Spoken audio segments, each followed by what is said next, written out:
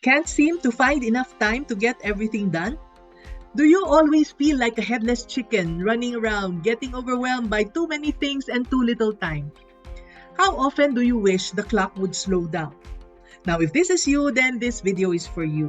You will not only learn why time management is not the problem, but you will also learn the 3 reasons why it is not really the problem.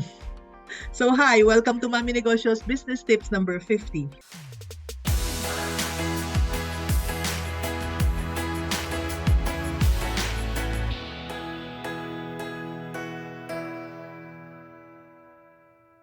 And in my experience, time management is usually not the problem. And it's also not the solution. So much money is spent on planners, reminders, calendars, classes, books, and seminars. Time management is actually a multi-million-dollar industry. And most of the time, it is not even the problem nor the solution to your problems. Why? Here's why. Reason number 1, time cannot be managed. How many hours does your president have? Our president. How about you? Everyone has the same amount of time in a day, right? Whether you're rich or poor, young or old, sick or healthy, we all have 24 hours a day. Those who know the meaning of the word management will know PLOC, which stands for planning, leading, organizing, and controlling. You can plan time using calendars. My favorite tool is Google Calendar. Now, can you lead time? Can you say to time, stop, go slower, go faster? No, we cannot do that, right? Next is organizing. Can you organize time? What we can do is to organize the activities, but not the time per se. And for the organizing activities, I use the Pomodoro technique. The assumption is we can focus for 20 minutes at a time. After that, we should have a break for 5 minutes so that we can manage our energy better. Now, you cannot stop the clock, but you can stop yourself. Now, not everybody is alike. Like me, in Pomodoro, it says work for 20 minutes and stop for 5 minutes. I prefer a 2-hour chunk. I do 2-hour chunks of work. I sit down and focus for 2 hours, and then I walk around for 15 minutes, and then work again for another 2 hours. Okay? You might want to try it. Now, next in PLOC is controlling.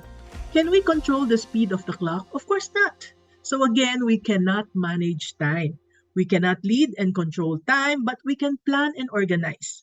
We can manage ourselves and our energy.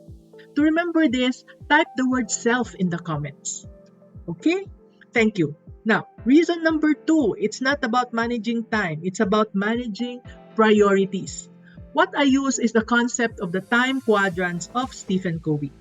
Many years ago, I read the book 7 Habits of Highly Effective People by the late Stephen Covey. Have you read it? It was a life-changing moment for me. I followed the application of one of the habits, and since then, I have continued to use it in my daily life. That's why, even in my late 60s now, I still accomplish much when I am also more effective with my life. Another one of Stephen Covey's life-changing books for me is First Things First. It's a follow-up book to the 7 Habits of Highly Effective People book that he first wrote. Now, this book was the one that taught me to prioritize. So to better illustrate this, let me divide a sheet of paper using 2 intersecting perpendicular lines. The lines form 4 quadrants. On the 2 quadrants on the left, we have the urgent activities. And on the upper left is urgent and important. On the left is urgent and not important. That's on the lower left. Now, on the upper right of the 4 quadrants, we have the not urgent but important. And lastly, on the lower right is not urgent and not important. Now, remember that everything on the left column is urgent and everything on the right column is not urgent. Alright? If you look at it horizontally, the 2 quadrants on the upper row are both important and everything below the line is not important. Now, the book says that we need to take a look at everything that we are doing, all the activities that we have, and we classify each of the activities into the 4 quadrants. For example, watching Netflix. Is it urgent? Do you have to watch it now? Is it important? Is it life-changing? No. So Netflix is not urgent, not important. It belongs to the lower right quadrant. Alright?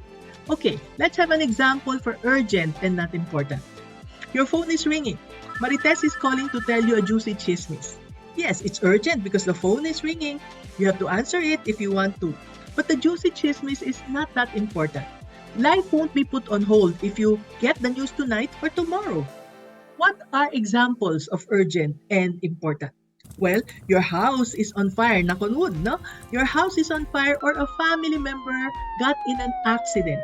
These are examples of urgent and important activities. We cannot postpone it, we need to act on it right away.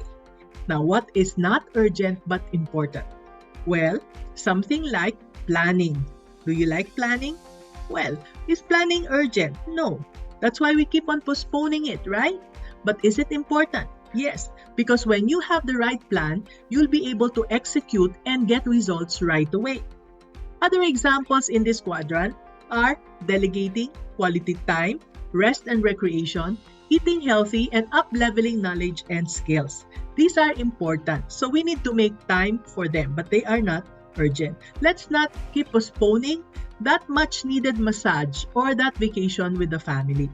Now, Stephen Covey teaches that if you are always in the urgent, important quadrant, or that you're always fighting fires like everything is dependent on you, then it's probably because you already need to delegate or to give up some of the work that you are doing. Train and delegate the tasks to someone to do it for you. Now, you might say, Mommy N, I don't have time to hire and delegate.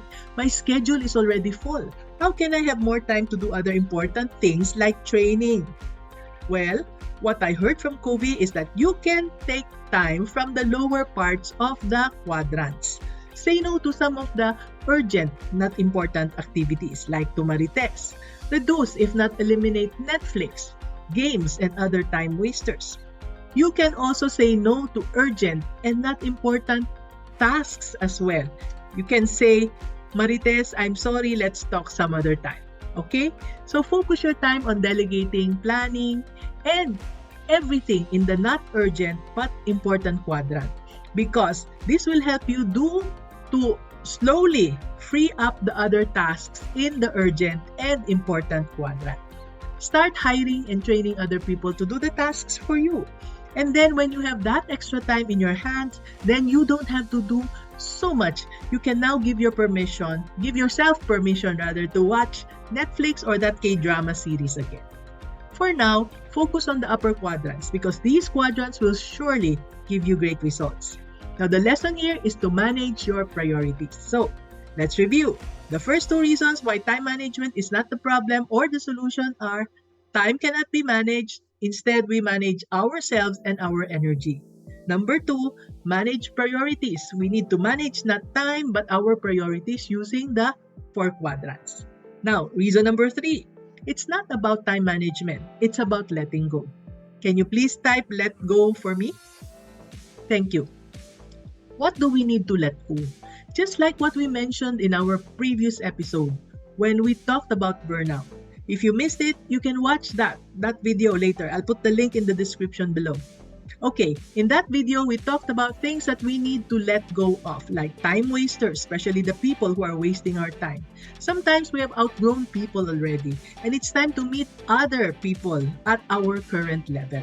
It's not that we think too highly of ourselves, but consider that it's time to let go of the people who just talk about their dramas and do not add value to your life. Let go of games on cell phones. Let go of too much time in Netflix. Let go of your cat videos and showbiz chismis. Let go of the word sayang, especially sayang to pay for the new hire. It's not sayang because once you're free of the routinary tasks, you'll have more time for yourself and your family. Let go of the things others can do well or better. So, hire and delegate. Do you know what the most valuable resources we have are? It's time and money. But between time and money, which is more valuable? Yes, it's time. It's time. Okay? Why? You see, if we waste money, we can always earn it back.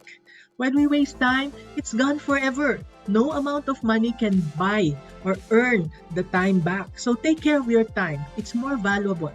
So, whenever you think that you need more time management, know that time management is not the problem nor is it the solution. Instead, manage yourself, and your energy. Use the Pomodoro technique. Prioritize. Apply the 4 quadrants of Covey. Focus on the important first. Work on the urgent and important while starting to work on the not urgent and important as well, so that you will have less fires to fight. And finally, let go of the word sayang, especially when it comes to paying people. So those are the 3 reasons why time management is not really the problem. Did you find this video helpful? If you did, please share your takeaways in the comments and subscribe to our channel. Please also share this episode with a fellow entrepreneur. Join our communities by clicking the links below to learn more. This is Mommy Earn, your Mommy Negosyo, saying, be business-minded. See you in the next video.